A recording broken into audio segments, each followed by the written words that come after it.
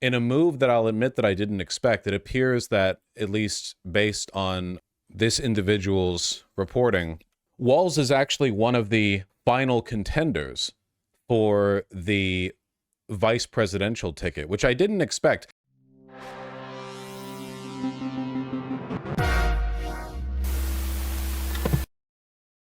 I haven't covered Tim that much because honestly, I don't believe in hope like that. You know, he seemed like kind of too good to be true.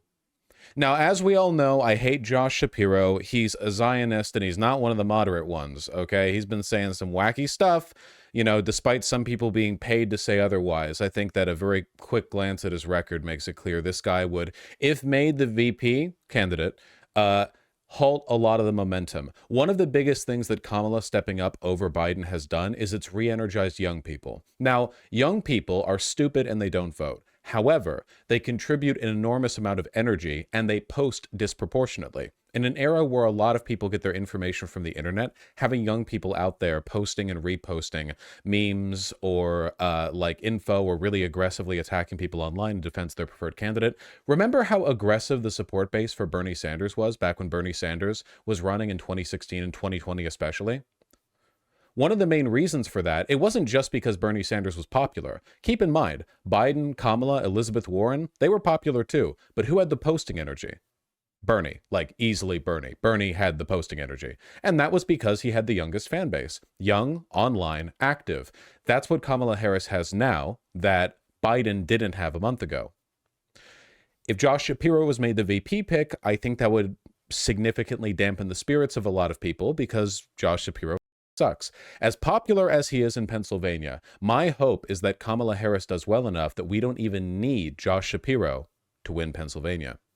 If Tim Walz actually ends up being the front runner, there's an upside and a downside. For one, Minnesota is not exactly the hot pick we're fighting for in terms of local favorability. On the plus side, Tim Walz is actually based in red-pilled. He's actually based in red-pilled. Bro looks like Bernie Sanders too. He's a little bit Bernie Sanders 2-esque in a number of fashions. Yeah, here, can I get a video? Here, let me just find a video of him talking for one, because again, I haven't really given him much coverage because I thought he's not as popular, he's not as out there. I thought he was not as viable of a pick as people like Kelly or Bashir. But, you know, here, hold on.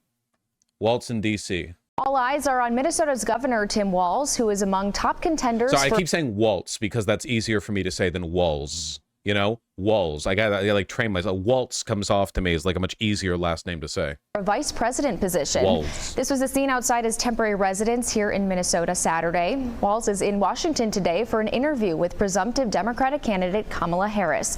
We're still working to get details about that interview. We do know Walz in Pennsylvania Governor Josh. First of all, okay, hold on. Right off the bat, okay? Let's talk something very important, okay? Let's talk phrenology. Tim Walz has friendly phrenology. Yes, he does. Look at his face. Look at him. Look at him. To me, Josh Shapiro just looks like a politician, you know? Bashir looks like he knows what you did. Pete Buttigieg looks like a wax doll. Mark Kelly's always had an interesting face, but he's an astronaut. And Pritzker looks like a used car salesman. So, it just purely based off of immediate visual vibes. Yeah, Andy Bashir knows what you did. Pete Buttigieg knows that you know what he did. Walz looks very friendly. That's important, folks. Shapiro traveled to D.C. for their interviews. They're two of the 6 reported finalists to be Harris's running mate. Harris's interviews with VP candidates today come as new polling shows the race is tightening between her and former President Donald Trump. Natalie Brand reports from Washington, D.C. Give me Walz. Give me Walz.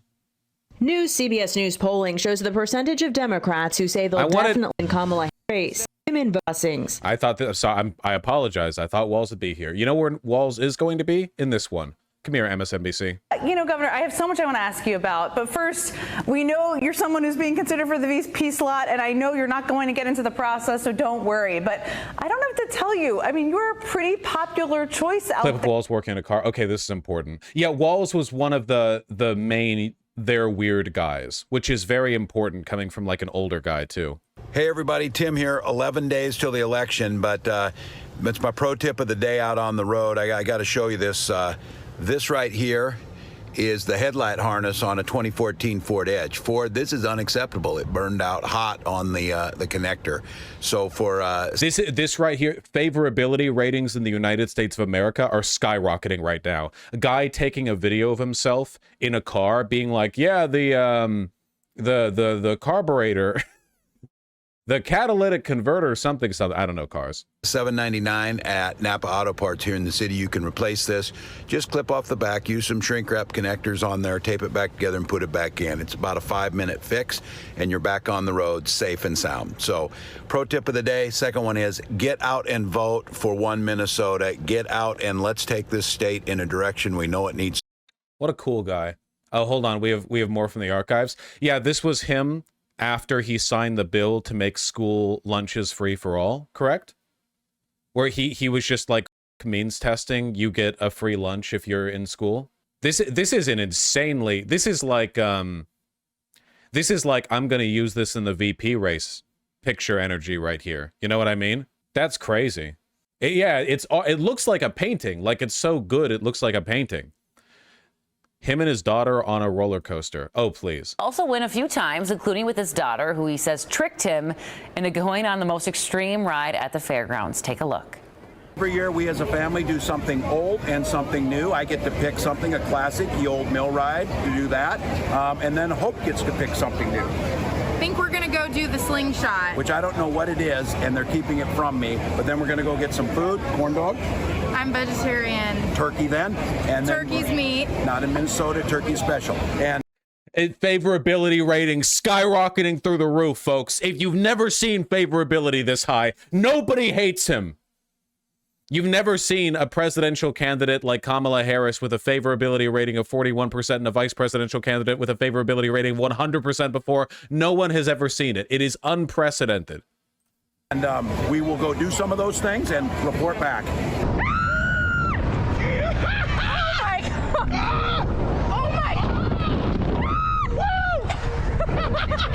But he's having Typical fun. Teenage daughter and father banter. Real funny. First legitimate 102% favorability rating, you know? Illegal immigrants are falsifying documents so that they can vote for him. Assad is unaware of these numbers, you know? Assad has never even fathomed the number higher than 100. Okay, last one, then we actually watch the MSNBC clip. Background checks on guns, you expanded LGBTQ protections, you implemented tuition-free college for low-income Minnesotans. There's free breakfast and lunch for school kids. Do you think your record is an asset to the ticket, or would it risk fueling Trump's attacks as you being a big government liberal? What a monster. Kids are eating and having full bellies so they can go learn, and women are making their own health care decisions. And we're a top 5 business state, and we also rank in the top 3 of happiness. Look, they're going to label whatever they're going to label. He's going to roll it out, mispronounce names, you know, to try and make the case. The fact of the matter is, where you see the policies that Vice President Harris was a part of making, Democratic governors across the country executed those policies, and quality of life is higher. The 51 state sweep. Puerto Rico, easy. Get them all in there. American Samoa, Guam, they're all tossing in their votes. They've never seen a margin like this before. Economies are better, all of those things. Educational attainment is better. So yeah, my kids are going to eat here, and you're going to have a chance to go to college, and you're going to have an opportunity to live where we're working on reducing. In a way, he's actually kind of like a perfect blend of Biden and Bernie Sanders, isn't he? He's kind of like a midpoint in a lot of ways, where obviously he's got like the very progressive tendencies, and he's got like the folksy grandpa energy, but he also has this, because Biden is very American. Biden is like aggressively like car guy, ancient, like, you know, Knight Rider shades, you know, he's, yeah, Bernie isn't really, they're different kinds of a guy, and I feel like in a way, yeah, we're West Costco. We're Costco guys. We're Midwest guys. Of course we try out the scariest roller coaster at the fair with our daughters. Carbon emissions. Oh, and by the way, you're going to have personal incomes that are higher, and you're going to have health insurance. So if that's where they want to label me, I'm more than happy. What does the right even have against this guy? They're going to say that he's Jewish. I don't know if he's Jewish. They're going to say it anyway. They're going to say he's a communist because he doesn't want people to starve with the school lunches, but also communism is when you starve. And he's going to say that he's a pedophile and he only wants kids to have school lunches so that they're well rested and energized for their grooming lessons where they learn that gay marriage isn't illegal. All right, I got it. I predicted the next 4 months of discourse. You're welcome. They're going to most likely say George Floyd. He literally has nothing to do with George Floyd, aside from being in the same state. There's no relation there. I mean, they can bring him up, I guess. They'll say the roller coaster thing, he was woke. Yeah, I guess. He's Lutheran? Huh. You've kind of been on the rise over the last week. How does that feel? Well, it's always an honor to be in that, but I'm look at that dream team of Gretchen and Josh. Just look at the enthusiasm that's out there. And what's happening is it's coming from people. People are looking for something different. And look, 20 years of teaching school, I'm just going to say it, feels like the first day of school. Everything's possible. We're exciting. The rooms are clean. Oh, wait, hold on one second. Coming from people. People are looking for something different. And look, 20 years of teaching school, I'm just going to say it. Tim, no! Sorry. Hey, Benjamin. Feels like the first day of school. Everything's possible. We're exciting. The rooms are clean. The building smells great. The kids are coming in new clothes. It's that politics of joy, the politics of the possible. And this has been. There's been a cloud over us. Politics of joy, politics of the possible. What is this if not a perfect match to Kamala Harris's whimsy? Okay? We are seeing a union of minds, the likes of which America has never seen before. Okay? We are unburdened. This dystopian nonsense that they put out, the recycled rallies that he does, nobody wants that. Nobody wants it. So I'm excited about it. I'm excited to be out there with folks. I'm excited to see how many new people. I said my kids are back engaged again. And that is the absolute litmus test that Vice President Harris has lit something that we needed. So it's a new day. It's a new school year. Everything's possible. We love new school year. 24 years in the National Guard, bro. He's literally a vet, a teacher, the ghost of Lenin, a lovable grandpa. I don't know what the fuck he isn't. Well, this is like your average Midwestern Democrat is the thing. This is why the Democratic establishment, and I'm not joking here, needs to be headed from like Chicago or something and not from New York. Because if you go to New York, all the Democrats there, like the median income is like $600,000. They're all like stock market Clintonite, like, you know, everything's fine as long as the number goes up Democrats who don't give a shit. They're super complacent. They're old. They're arrogant. We need Midwestern Democrats who have been fighting on a razor's edge for all of their human rights. You know, we need a place that has been deprived by the Rust Belt so they remember what pain looks like. Okay, we need allies here. Shapiro does not have that energy at all. No. And school supplies too. I mean, part of the reason why so many people love you, I mean, is because you've basically made weird happen, and everybody's echoing their weird, how they talk about this is weird. You stuck this label onto Trump and JD Vance. It's really taken off, and the campaign is using it. Surrogates are using it. It's pretty simple. Now, one of the things that's happened that's a little weird, I should say, is JD Vance appears to have noticed, and I wanted to play this clip he posted with the caption reading, "JD Vance is weird," in quotes. So let's play it. Hey guys, and my pronouns are she, her, and hers. She, her, and her? Mine too. I'm not sure watching that if he gets what he's doing there, but what did you make of that? What? Well, look, you're seeing that, and this observation of weird came from people I know, my friends, my relatives, Republicans, some of them that. This is just awkward. They're awkward. And it stems from who's asking for this crazy stuff?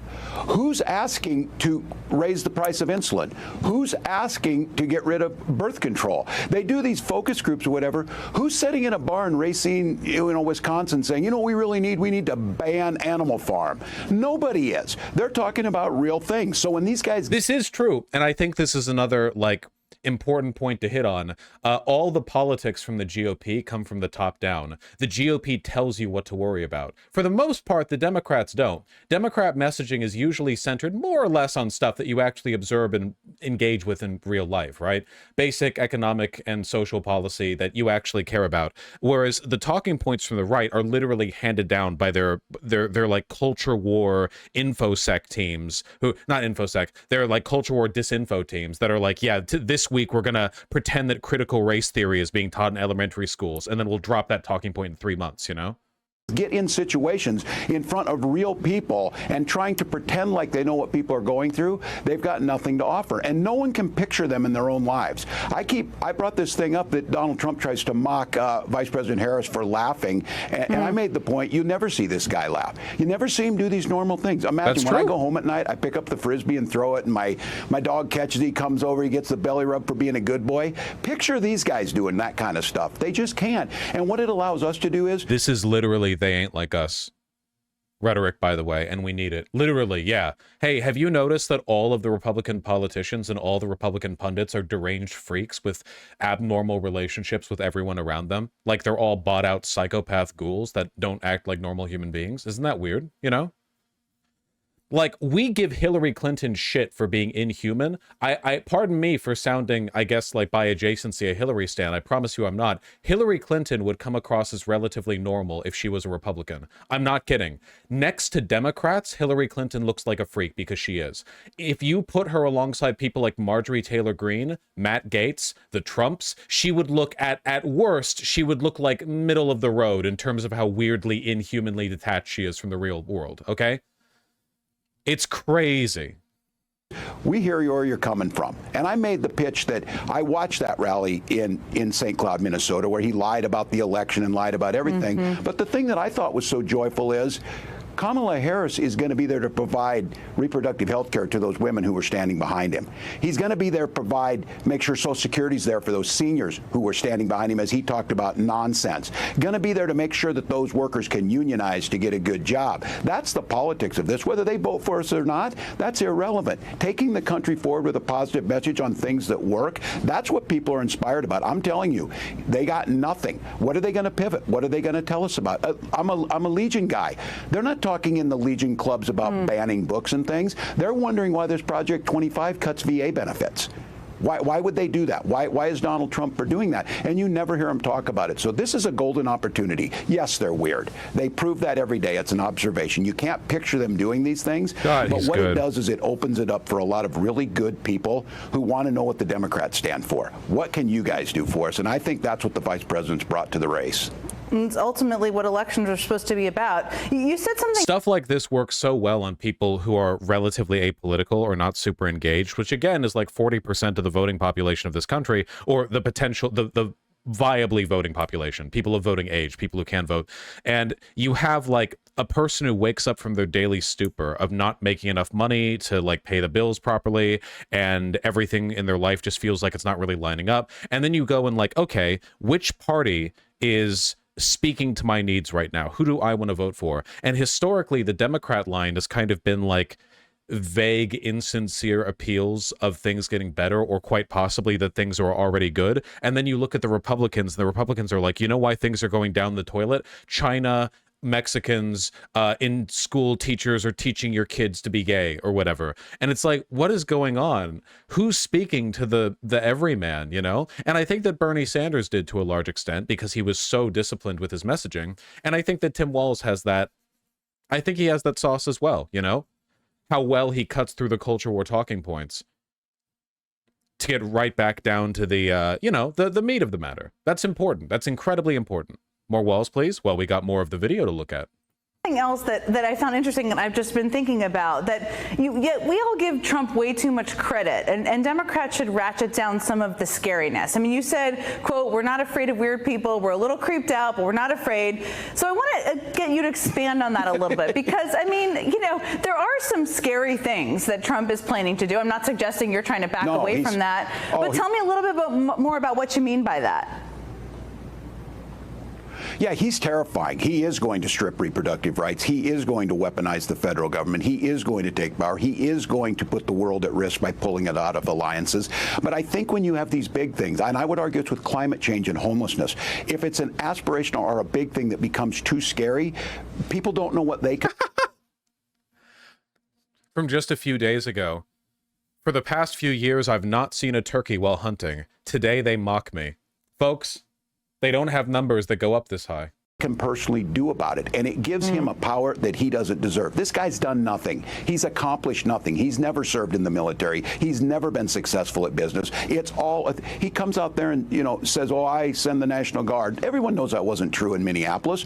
We watched George Floyd die on the streets, and it was a tough time. He's tweeting from his bunker to shoot people. That's not leadership. That doesn't solve anything. So I think you take that away from him by stating the obvious, and people are doing that. You wouldn't hang around this guy. It's just too weird. But then we just pivot back to it. You know what we can do is we can lead the world in renewable energy. We can create new jobs. And young people are like, what are you old folks going to do? Are you going to leave us something that we can work with? And that's why I'm glad they're coming out and lifting us up. And look, we need to hand it off to them, but we need to give them something to do, something that's worth it. And I think this guy, I watch him now. He's spooked. He's worried about this. They're starting to come back. Now we're talking, now they're mean to us. Can we make this guy the presidential candidate? I don't know. God, seriously, man, oh man, oh man. I hope that if he gets chosen for the VP candidate, because again, it could also be Josh Shapiro, though Benjamin is insisting it's not going to be. You know, we'll see how it plays out. I don't want to get my hopes up. And then if Kamala and him go on to win, I really, really hope he has an active role in the vice presidency. You know, Walz would be insanely hopium. Well, no, the reason why I haven't covered Walz up until this point is because I also thought it would be insanely hopium. It looks like it's getting less and less hopium by the moment. Like, I thought Kelly and Bashir and Cooper were all more likely than Walz, but they haven't survived the vetting process, and he has, you know? I thought this was like the edge case, you know? I hope it's not Shapiro. Me too. Me too.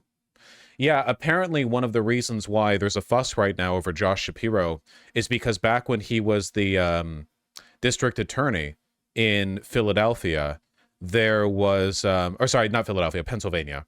Fucking start with P, have similar numbers of letters. Very confusing. Redo. He ruled a stabbing death as a suicide, and the accusation, as I understand it, is that he might have done this to protect a wealthy friend or benefactor of his. I don't know whether or not that's true. That's what I'm seeing people say. And when you're choosing a vice presidential candidate, even alleged wrongdoing can be ruinous if it gives the right something to focus on. So again, having not looked into it, I genuinely don't know the extent to which it's true. I only know that it is being discussed and is therefore of import. It could very well not be true. Oh, I see. It wasn't that he ruled over it in 2011. It was that he reaffirmed a previous ruling in 2021 and 2022. He reviewed it twice? Huh. I wonder if this is a Wikipedia. I wonder if this is substantial enough. Or how incorrectly can you spell Wikipedia? We're setting new records. Let me see. Is there any mention of this? If there's much substance to it, I imagine that there would be. Immigration, economy, cabinet, results, endorsement, support, platform, do. I don't see anything here. So it might not be that substantial. I suppose we'll see. Between 21 and 22. Yeah, there we go. He's mentioning the Wikipedia page for their death. Ellen Greenberg was an American woman who died after sustaining 20 stab wounds. Her death was ruled a suicide. Okay. This is very Philadelphia coded, I feel. You know?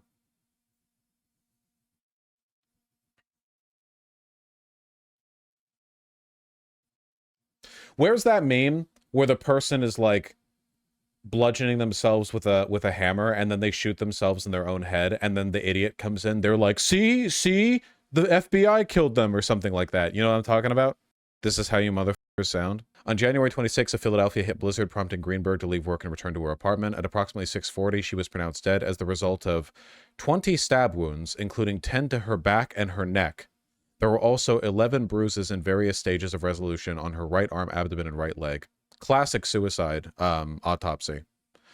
Her body was discovered by her fiancé, who returned from a gym to find their apartment deadbolted and knocked down the door after trying for an hour to reach her. Jesus Christ. Yeah, she must have really wanted to kill herself.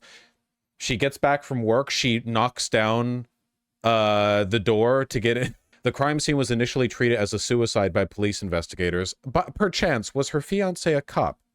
Out of curiosity. Following an autopsy, the Philadelphia Medical Examiner's Office initially ruled the case a homicide. Then the PD deferred with that conclusion. The police department arguing with the medical examiner's office on a third party's death that wasn't ostensibly caused by a cop. Okay, was the fiance a cop? Or friends with a cop, I suppose. The PD argued, and then the medical examiner changed its conclusion, saying the death was a suicide. Okay, so the police, for some reason, were on good terms with the fiance who murdered his girlfriend. They bullied the medical examiner into changing their conclusion. Cool, cool. In 2019, there was an investigative report reviewing the suspicious circumstances around the death. One significant point of contention were the stab wounds that penetrated Greenberg's brain. I'm always hitting my brain with multiple stab wounds and then continuing to stab myself with the strength of a person who doesn't have brain wounds. The fiancé was an NBC producer. Really? All right, 1 second. Goldberg, a 28-year-old TV producer. Gotcha, gotcha. Samuel Goldberg. Josh Shapiro. Yeah, just 2 hours ago from The Independent, the Philadelphia Supreme Court has agreed to review this this case once more. So Josh Shapiro, as an AG, reaffirmed the results of this case. This is like movie shit, man. This is so over the top. Pic showing location of wounds. We don't need to get that into it. I just want to know if there's any information on the relationship between Josh Shapiro and Goldberg. Unironically, an Ace Attorney case. Yeah, literally. Shapiro also covered up sexual harassment allegations in his own office from a staffer. Well, that's just classic state politics stuff, you know. Fetterman has concerns about Shapiro for VP. The dark horse contention. Shapiro's family is buddy-buddy with Goldberg's, apparently. Pardon me for kind of like assuming the worst of people. I want to know for sure that they had a relationship with each other, because I'm not blind to the fact that we're dealing with two people whose names are Shapiro and Goldberg. So I just want to make sure that the fact that their families may have been tight-knit is like an actual fact and not just something people are saying for reasons that I couldn't begin to speculate on. Or sorry, Greenberg, not Goldberg. No. Greenberg is the name of the fiancée. Goldberg was the name of her of the boyfriend. I just want to make sure the woman is Greenberg, the husband is Goldberg, or not husband, the fiancé, whatever. We're watching Tim Walz right now. Because Democrats are mean, you know, because they're calling us weird. I think it was Hillary Clinton said, well, then stop being weird, and we won't call you that. That's the point here. I have to say, for people who are just getting to know you, you have one of the more interesting backgrounds in politics. I mean, you enlisted... On the other side of the potential VP pick, this guy. Yeah, the biggest controversy in this guy's past, apparently, is his car broke down and he had trouble hunting turkeys. In the Army National Guard when you were a teenager. You served for more than 2 decades. You've been deployed overseas. Then you were a high school social studies teacher. That's why you love back to school so much. And a football coach before running for Congress, and then eventually governor. So I want to just ask you, I mean, a lot of people watching maybe in the military, a lot of people who are going to vote were in the military or have served. How has your military background impacted how you have approached public service? Yeah, for me, the first time I ever rode on a plane is I flew from Omaha, Nebraska to Fort Benning, Georgia, outside Columbus, Georgia, and got off there. And to be honest, I came from a town that had no diversity in it. So that was the first time I was around. They're not making soldier pics like this anymore. You ever worry about that? Nowadays, whenever you see a photo of a guy who served, it's like some greasy in like tactical gear in a desert somewhere, and they look like they just got finished a local 14-year-old Arab girl or whatever. You know, not saying the guys in Vietnam weren't doing that. I'm just saying that we don't have that classic. Maybe it's the helmets. I think it's the helmets, you know? It's because they let women in the military. Benjamin, you are so right. It's because there are women there now. Around, you know, people of color and in the South. And the military was a place where all of us worked together as a team. And it's where... No, I've got it. It's because in the old photos, they look shell-shocked, and in new photos, they smile for the camera. That's the reason why. Literally, go back and look at any classic photos of dudes in the Vietnamese jungle, and they look like they're miserable. But nowadays, whenever guys on base in Afghanistan are taking a photo, they're like, yeah, you know, they're all trying to like look good for the folks back home or whatever. Merit rose people up in the ranks. You learned how to think, you learned how to work as a team, you learned about selfless service. And what I've always said is the military gave far more to me than I gave back to them. But it was that sense of being part of something bigger. I've been a big advocate for universal public service. Look, the military is not for everybody. There's numerous ways to serve. I would love us to have, a civilian Peace Corps here. You can work in the Conservation Corps because our people want to be a part of that. You lose that. We don't need 2% in the military. I've unironically advocated for this before. A good version of this would be so transformative if out of high school, like from 18 to 22 or whatever, the government was like, if you want a job, you get a job, buddy. You want to fix potholes or like pick up trash along the highway, or literally any, you want to do like renovation, any kind of basic construction that doesn't require super engineering knowledge or equipment. Like there's a lot of stuff that we can do, Way to see unironically advocating the Israel policy? No, because with Israel, it's the IDF, it's military service. The idea of like a civilian corps where you can like jump on into it, like I think that's a good thing, like a federal jobs guarantee. It really depends on the detail. It depends on how it's done, but like in principle, I think there's a good version of it that I defend. And then that's that connection. So for me, my dad was Korean War era veteran. It's what we did. I would like the idea that you could go in. How is that different from the proposal that Rishi Sunak made? Because Rishi Sunak made it in the explicit context of we need to amp up our defense because of Russia, meaning that all of the it doesn't need to be military, it can be any kind of social service stuff, was an add-on to the idea of it being fundamentally a military program. Again, the devil's in the details. If somebody was like, we're introducing a national service program, but don't worry, you don't have to be deployed, wink, wink, and it's in the context of some big global war or the threat of global war, that I would not support. It's the idea specifically of like, everyone should be able to there should be like a federal program you can jump on into to help your local community. I think that's good. Into schools and help kids read, or you could work in Yellowstone Park and help do trails and stuff. And then we would give you a civilian GI Bill. That's the type of thing that brings us back together. It's this thing that unites us, because I'll tell you, in the military, no one cared. No one knew my politics when I was in there. It wasn't the business. The politics was to serve the country. So I think there's so many positives. And people listening, I think you all know this, that the military is as diverse as society. It's supposed to be. And it's not all conservative. It's not all liberal. It's a whole bunch of folks, but that's how the country works. And we have a common mission, and we listen to the civilian leadership. So that's something. It's another thing that Donald Trump knows nothing about, whether it's insulting veterans with the things he's did, or I said cutting the benefits. That is an important part of who we are. So I'm just proud to have done it. There's also a possibility here that Walz gets an insane edge over Trump on the military angle. There are a lot of veterans in this country. A lot of them are Republican, but honestly, a lot of them are Democrat too. A lot of them also just don't vote. Having a veteran pro-VA guy explicitly call Trump out for dodging the draft multiple times, bone spurs, for the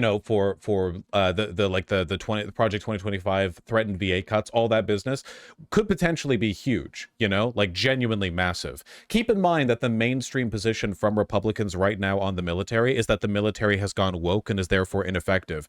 I can't imagine it makes people in the military or out of the military feel very good that Republicans, most of whom have never served, are like, yeah, the military's bad now because there was a diversity, equity, and inclusion counselor at your unit or whatever. What are you talking about?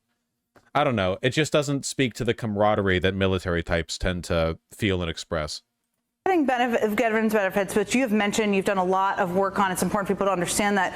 We know also how Donald Trump feels about the military and how he wants to use it to target his political enemies, or that is something he's kind of alluded to. So what would you say to voters to help them understand just how dangerous it would be to have him in the role of commander-in-chief again? As you said, it's service. It's not supposed to be politicized. It's people serving the United States of America.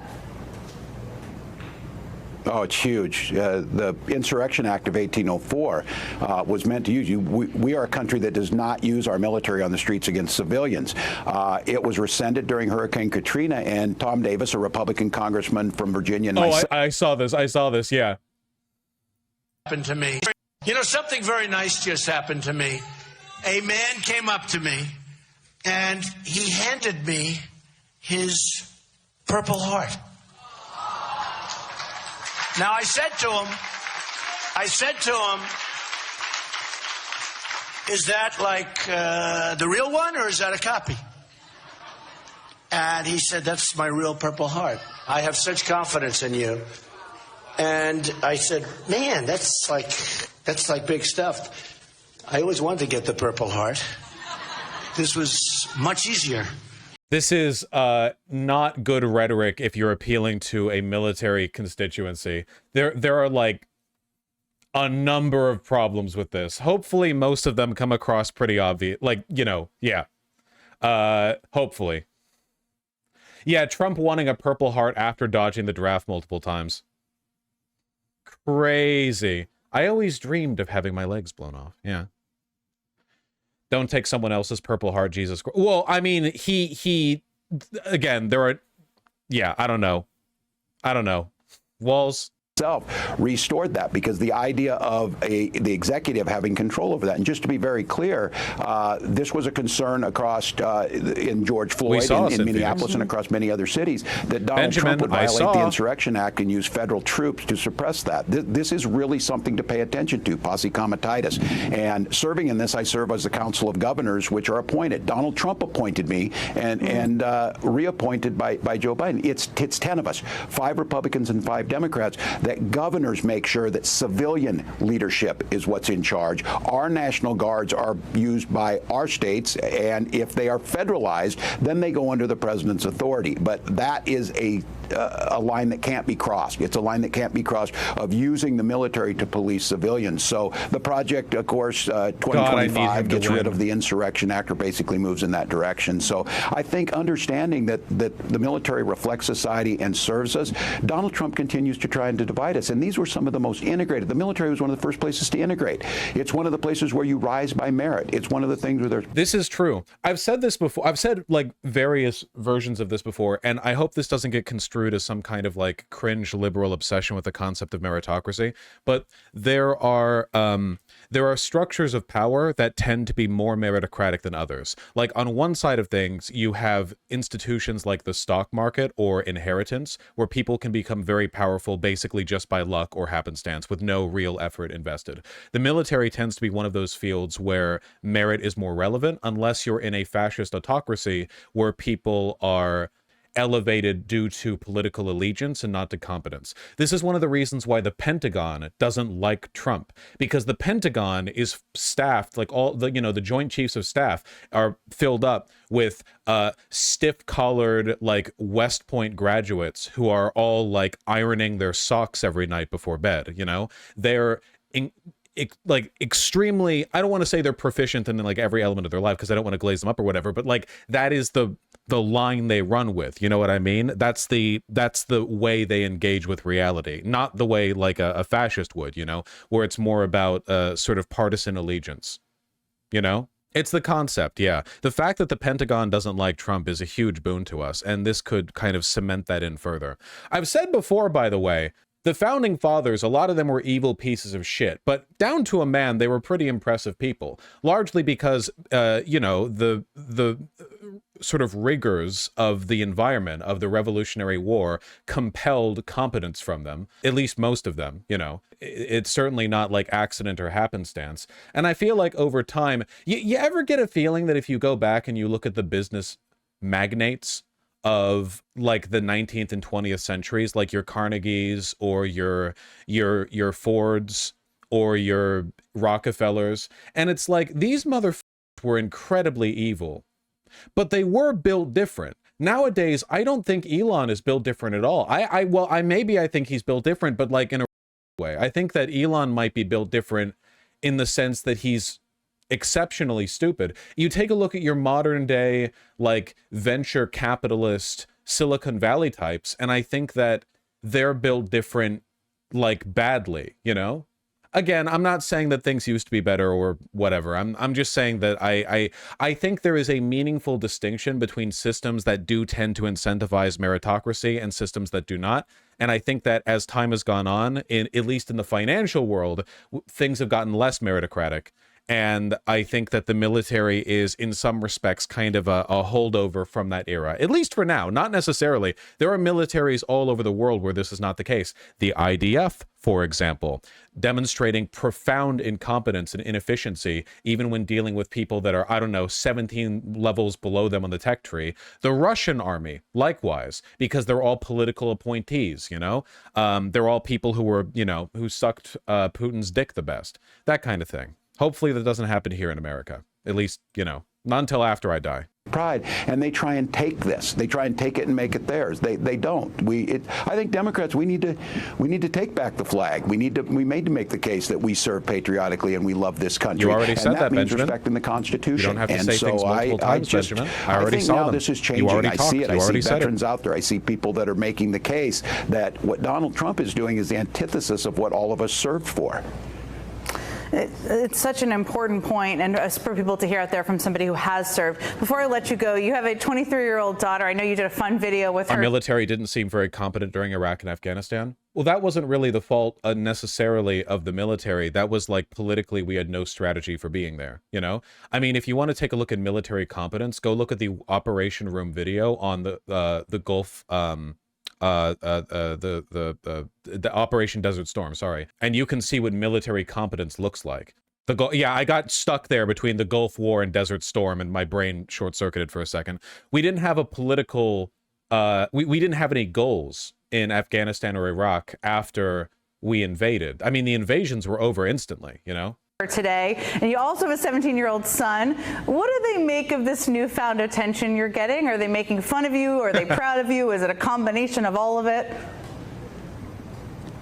They are the most wonderful kids. I'm so blessed, but they are really tight with me. We have to kind of crack down on their social media now, you know, because everybody's looking, and I am infringing upon a very sacred right of them. No, they're great. They get it. They're honored to do it. I'm proud to have them, but I'm just glad to be around them. Their enthusiasm right now is contagious. Look, explaining to my child that they can't like get 63,000 likes on Twitter by taking a photo of like taking a video of me singing in the shower, like from outside the bathroom or whatever, you know, like look at this guy or whatever. Look at his ass. Look at this guy singing. Got to have that talk with him.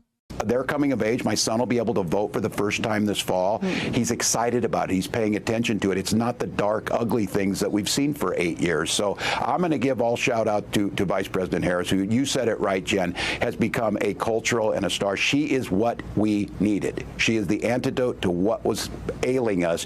We needed her. She's out there working hard. And imagine when we wake up with President Kamala Harris. And I heard Doug, her husband, say, I'm imagining Donald Trump will be able to pronounce that better. Just Madam President. That'll work. I'm imagining, and it feels so good. If it ends up being Tim Walz, I think we've got a very, very decent shot. You know, I apologize for not covering him sooner.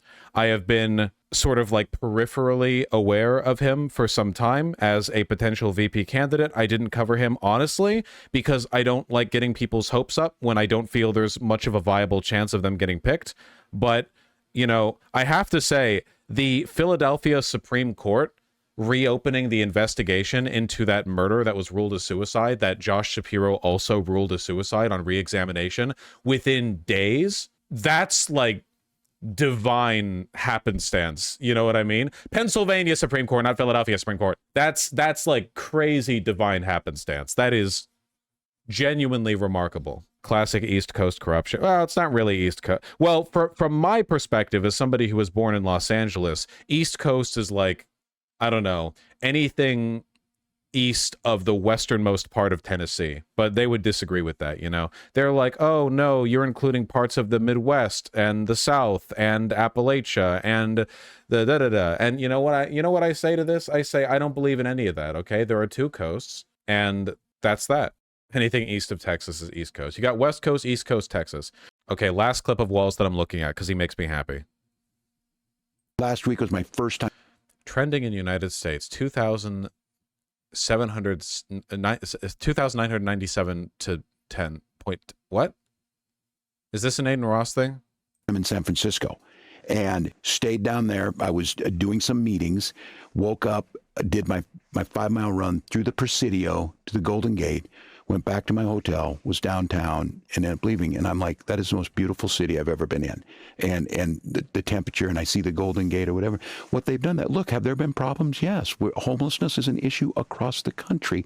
But to see this, here's a good thing to bring up. If right-wingers ever talk about homelessness in blue cities, all you have to do is say, yeah, homelessness is a very visible sign of poverty and income inequality, which is a terrible problem all across America.